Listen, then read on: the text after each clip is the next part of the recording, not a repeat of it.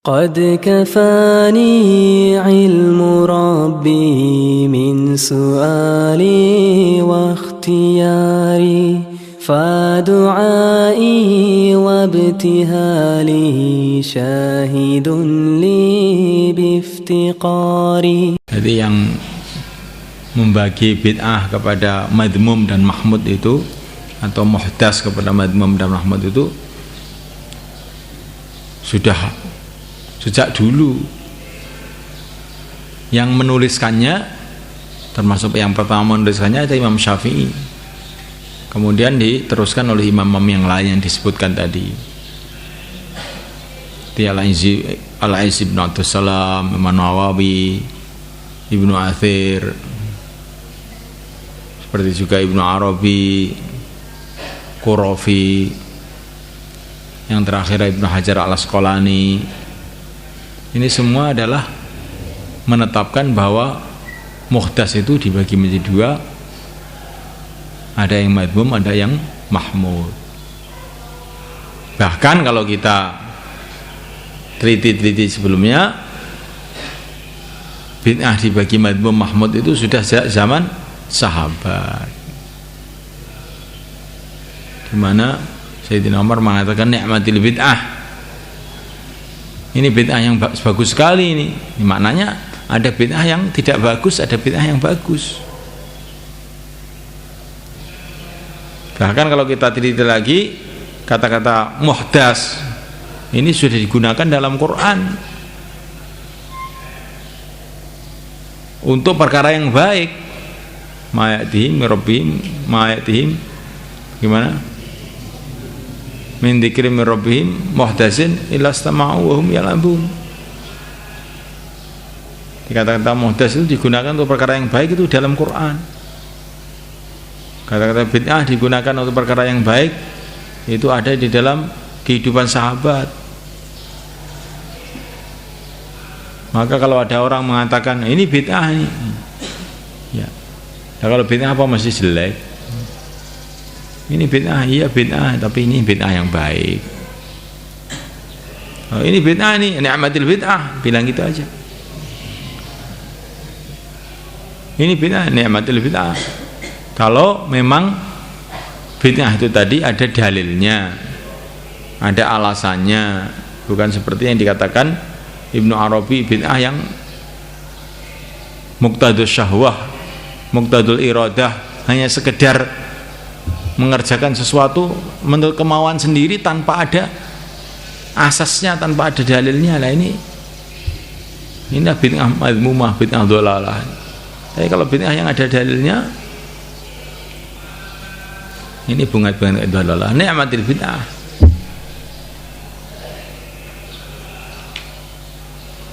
Mana yang ada soal?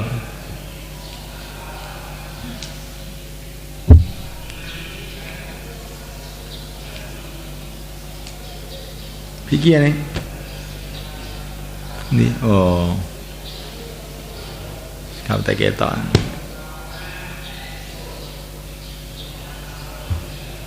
Paham begini? Nek ngaji mlebu ora masuk bid'ah apa? Oh. Sunnah, masuk sunnah. Ini bid'ah dhalalah. Ngaji sing istiqomah.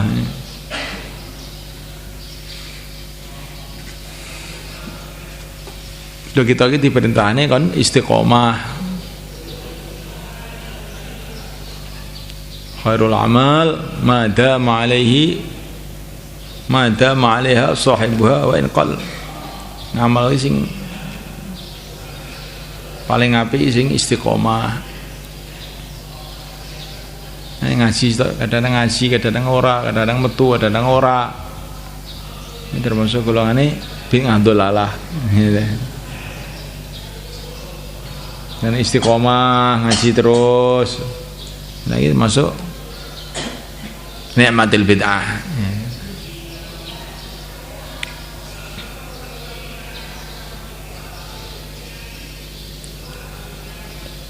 Apa lagi? Mana yang soal?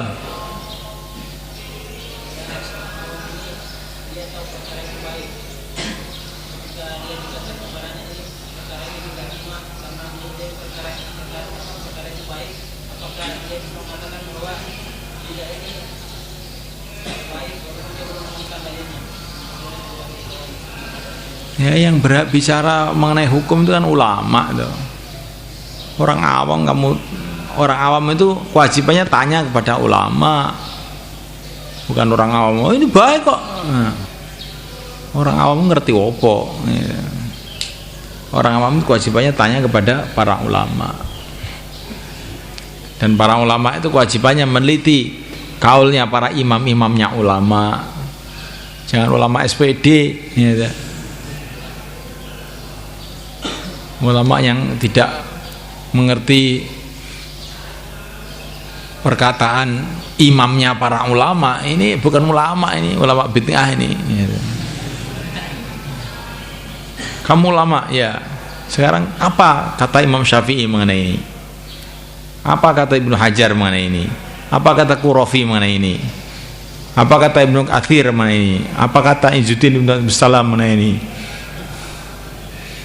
Nah, kamu ulama nggak ngerti perkataan imamnya para ulama? Ini bukan ulama, ini ulama drop out.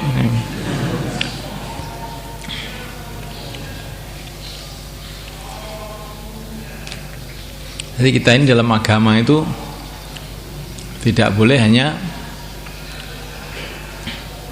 ini perasaan saya ini baik kok. Kecuali kalau kita ini melihat para imam-imam, para ulama-ulama sudah mengerjakan. Dan sebagai orang awam, itu para ulama-ulama pada mengerjakan, ya baik, ulama-ulama pada mengerjakan. Karena bertanya itu kadang-kadang secara lisan, kadang-kadang secara keadaan. Yang maulid, ulama-ulama seluruh dunia yang bikin maulid, masa bid'ah? Orang awam cukup begitu aja. Maulid ini di Mesir ada, di Suriah ada, di Palestina ada, di seluruh negeri Arab ada. Masa bid'ah? Ulama-ulama semua sudah mengerjakan, masa bid'ah?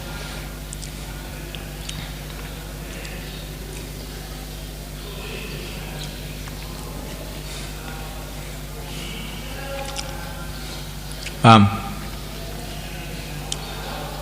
Apa lagi?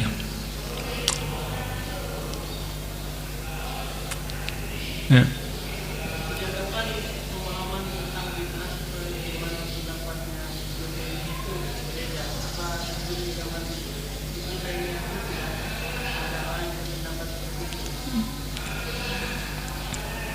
Beredarnya sekarang aja karena pemerintah Saudi itu aja. Kenapa pemerintah Saudi itu masih ulamanya pengikut-pengikut Ibnu Taimiyah.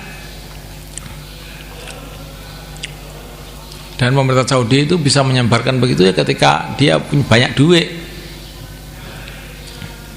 dengan minyaknya, maka dia menyebarkan buku-buku kepada jemaah haji, kepada lewat kedutaan-kedutaan.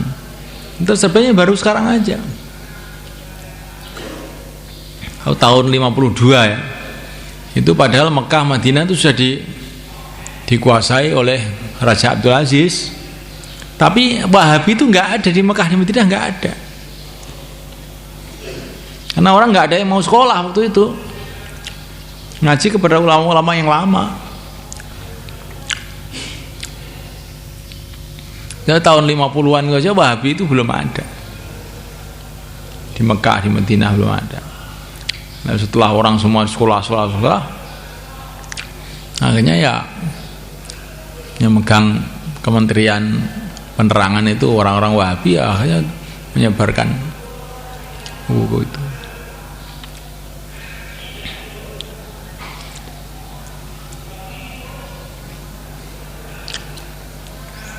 Ibnu Taimiyah itu dalam waktu hidupnya itu kan sudah menunjukkan heboh karena fatwa-fatwanya yang bertentangan dengan jumhur, sehingga beliau kan dipenjarakan, dimasukkan penjara, dan dia mati dalam penjara. Ibnu Taimiyah itu mati di Mesir di dalam penjara karena ulama-ulama pada waktu itu merasa bahwa Ibnu Taimiyah ini telah menyebal dari ijma sehingga dimasukkan penjara. Ini menunjukkan sebelum Ibnu Taimiyah itu nggak ada orang berbuat kayak Ibnu Taimiyah itu. Paham? Makanya dikatakan mukhalif lil ijma'. Tetapi kalau kamu membaca bukunya Ibnu Taimiyah, maka dia mengatakan ini pendapatnya sahabat, para imam, jumhurul muslimin. Dia selalu bicara begitu. Maka kalau ingin menilai pendapatnya Ibnu Taimiyah, jangan melalui kitabnya Ibnu Taimiyah sendiri. Ya mesti dibenarkan terus. Melalui Imam Subki yang satu zaman dengan Ibnu Taimiyah itu. Bagaimana pendapatnya para ulama mengenai Ibnu Taimiyah, mengenai Imam Suyuti, paham? Lagi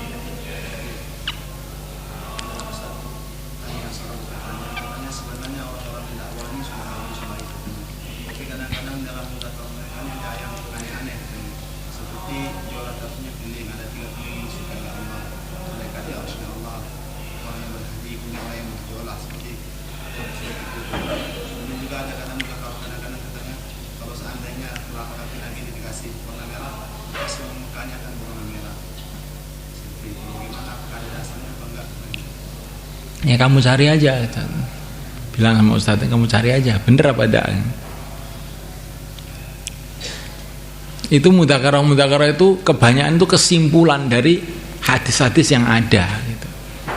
Memang tidak ada hadisnya secara khusus, tapi kesimpulannya, karena banyaknya Nabi itu berputar di Makkah itu, sehingga dibayangkan kalau Nabi itu kakinya itu dikasih warna merah, tentu Mekah akan jadi merah semua. Jadi maksudnya itu ini mentarhib bagaimana Nabi itu dulu suka berputar. Nah, kita pun suka berputar.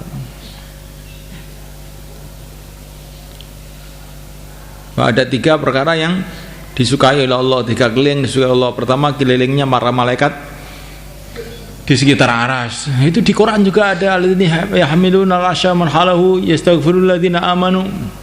Di Quran juga ada. Terus apa itu? Kelilingnya orang silaturahim, jaulah. Lah itu hadisnya juga banyak sekali, kamu baca aja di Muntahab itu banyak sekali. Jadi itu kesimpulan dari hadis-hadis yang ada.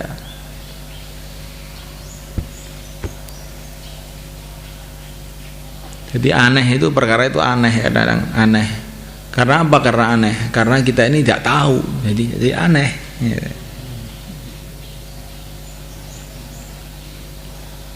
Apakah semua hadis-hadis Nabi, semua ayat-ayat Quran itu semua Ustadz sudah tahu semua? Kalau Ustadz mengatakan aneh itu loh. Apa semua Quran? Ustadz hafid Quran enggak? Enggak aja kok. Saya hafid Quran. Kalau semua Quran sudah hafal, semua hadis hafal, terus mengatakan aneh, itu boleh. Tapi siapa yang berani di dunia ini mengatakan semua hadis hafal? Para hafid hadis saja kadang-kadang terselip 1 hadis 2 hadis dia menganggap aneh, padahal ada sanad yang sahih.